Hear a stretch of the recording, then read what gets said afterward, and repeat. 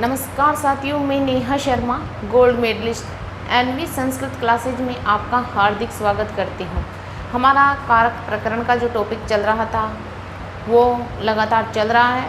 उसमें प्रथमा और द्वितीय विभक्ति हम देख चुके थे। आज हम तृतीय विभक्ति पर चर्चा करेंगे। तृतीय विभक्ति यानी करण कारक। करण कारक इसका चिन्ह होता है से या द्वारा। से या द्वारा इसका जो चिन्ह होता है से या द्वारा, इसको संबोधित करते हैं से या द्वारा चिन्ह से। इसमें 8-10 सूत्र आते हैं, जैसे आपका कृतकर्ण योज तृतीया है, साधक तमम कर्मण है, प्रकृत्या दिव्य उपसंख्यानम है, गम्यमाना भी उपसंख्यानम है, सहयुक्त्य प्रधाने है, कृतकर्ण योज से तृतीया है और इत्थम्भूत लक्षणे हैं और अपवर्गीय तृतीया। मतलब कि 8-9 सूत्र इसमें आते हैं।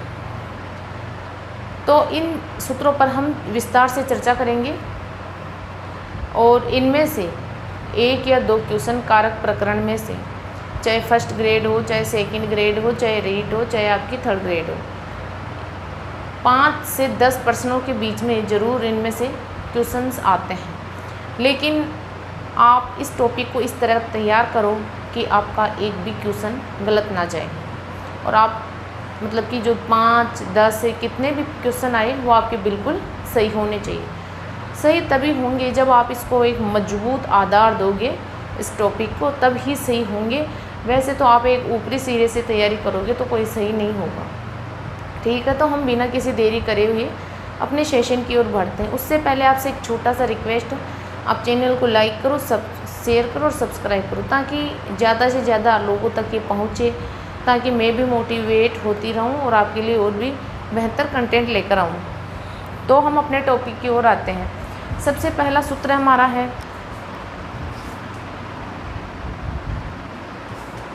जो ये सूत्र है करण कारक और तृतीय विभक्ति की हम चर्चा कर रहे हैं आज इस वीडियो के माध्यम से।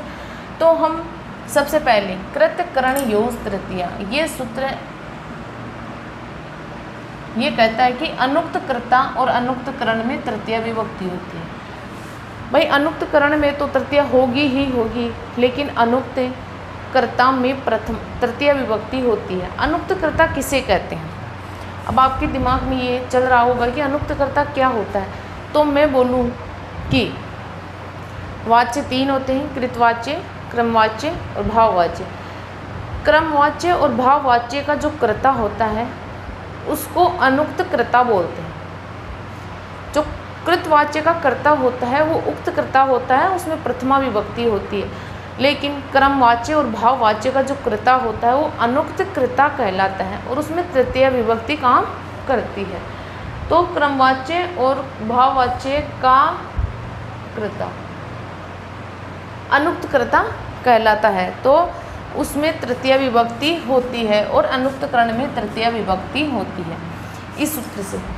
अब इसकी वृत्ति है अनअभिहिते कर्तृकरणे च तृतीयाशात्। अनअभिहिते कर्तृकरणे च तृतीयाशात्, ये इसकी वृत्ति है।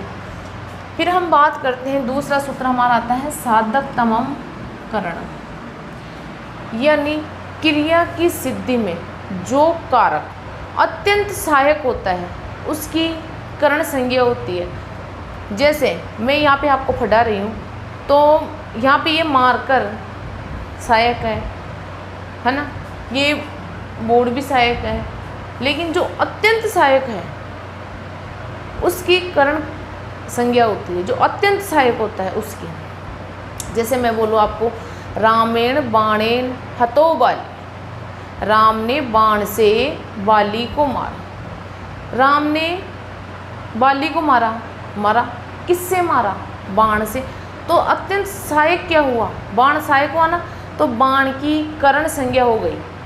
अत्यंत सहायक बाण हुआ तो बाण की करण संज्ञा हो गई। जैसे रामेण, आप देखो, यानी क्रिया की सिद्धि में अत्यंत सहायक कारक या प्रकृष्ट कारक को करण कहा जाता है। जैसे क्रिया सिद्धा प्रकृष्ट उपकारकम करण संज्ञे शात, करण संज्ञे शात, यानी रामेण। जैसे अब आप उदाहरण देखो, एक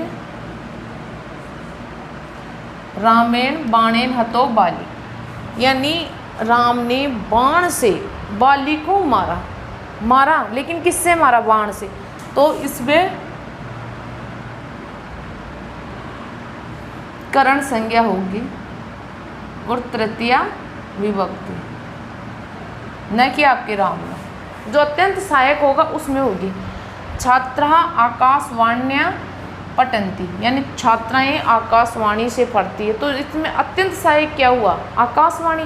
तो आकाशवाणी में आपके इसमें तृतीया विभक्ति और करण संज्ञा होगी। फिर आपका अगला सूत्र है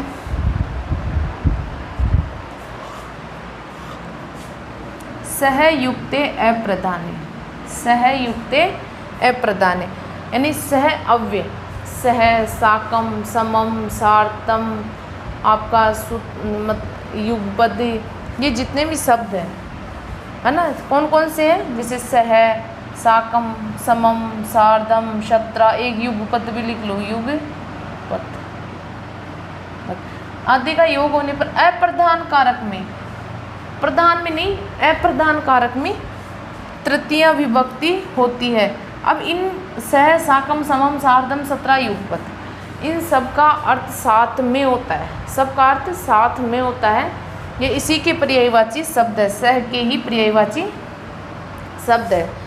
जैसे मैं बोलूँ पिता पुत्रेण सह गच्छति, पिता पुत्रेण सह, पिता पुत्र के साथ जाता है।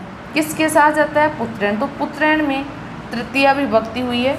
राम है, मात्रा सह पढ़ती, राम माता के साथ पढ़ता है, तो मात्रा में तृतीया विभक्ति हुई है। यहाँ तक मुझे लगता है कि आपको अच्छे से समझ में आ रही होगी, क्योंकि ये चीज़ें आप 6th, 7th, 8th क्लास से पढ़ते आ रहे हैं हो, तो इसमें कोई वो कन्फ्यूज़न वाली ज़्यादा बात नहीं है। लेकिन आपको अपनी तैयारी को और भी मजबूत आधार प्रदान करना है और ज़्यादा से ज़्यादा प्रैक्टिस करनी है। आप जितनी प्रैक्टिस करोगे आपका ये टॉपिक उतना ही ईजी हो जाएगा।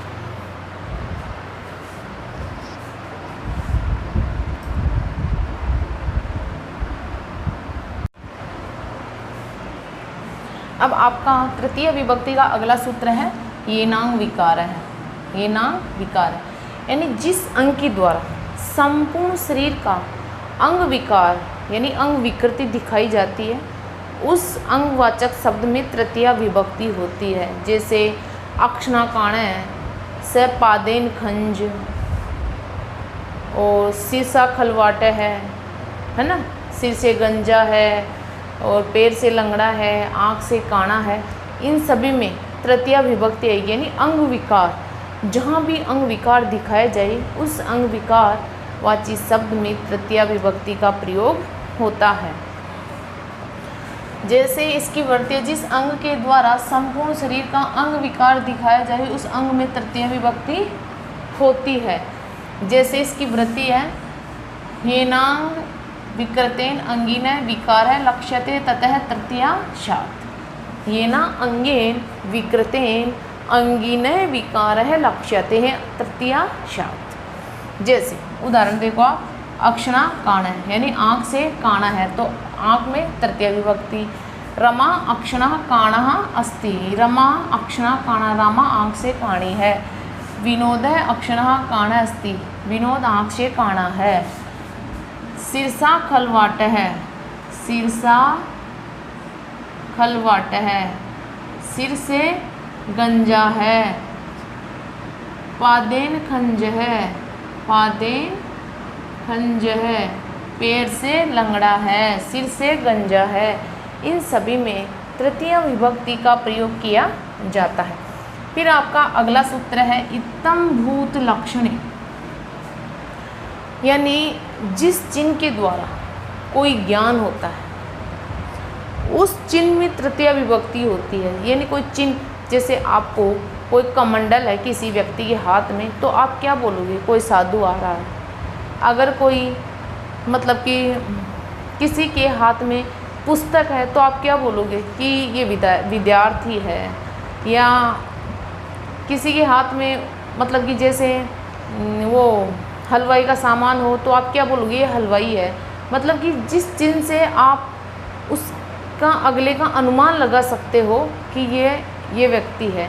अगर कोई व्यक्ति जैसे कोई लोहे का काम कर रहा है तो आप क्या बोलेंगे कि ये कोई वो लोहे का काम करने वाले को क्या बोलते हैं, लोहेकार है। सुनार का काम कोई करेगा तो आप जैसे सोने वोने के काम, सोने चांदी के काम करते तो आप बोलोगे स्वर्णकार है। ऐसे ही जैसे जिस चिन्ह के द्वारा कोई ज्ञान होता है उस चिन्ह में तृतीय विभक्ति होती है। इसकी वृत्ति है कंचित प्रकारम प्राप्तस्य लक्षणे तृतीया स्यात्। जैसे जटा भी तापस्य, यानी जटा है किसी व्यक्ति की तो आप क्या बोलोगे, ये तपस्वी है कि जटा भी तापस्य है। पुस्तकें छात्रा, पुस्तक से आप अनुमान लगा सकते हो कि यह कोई विद्यार्थी हो सकता है। केशई नारी, यानी अगर किसी के बाल है तो आप बोल सकते हो कि ये पुरुष नहीं महिला है, नारी है। और शरीरेण मल, यानी शरीर हट्टा कट्टा अगर शरीर है तो आप क्या बोलोगे, ये तो कोई पहलवान है। ठीक है, आप जिनसे अनुमान लगा सकते हो। फिर अगला सूत्र आपका हेतु, यानी लौकिक हेतु या कारण में तृतीय विभक्ति होती है। लौकिक हेतु या कारण में तृतीय विभक्ति का प्रयोग होता है। ये द्रव्य, गुण और क्रिया के रूप में संभव है। द्रव्य, गुण और क्रिया के रूप में संभव है। जैसे पुण्येन ब्रह्मवत्सम, पुण्येन गौरवर्ण है, अन्येन वस्ति, यानी रहने में और करने में कोई कारण है तो उसमें हेतु सूत्र काम करता है। ये आपको अच्छे से समझ में आ रही होगी, मैं ऐसे आशा कर रही हूँ। और अगर कोई भी दिक्कत हो तो मुझे कमेंट बॉक्स में ज़रूर अपनी प्रतिक्रिया दें। मिलते हैं अगली क्लास में। जय हिंद, जय भारत।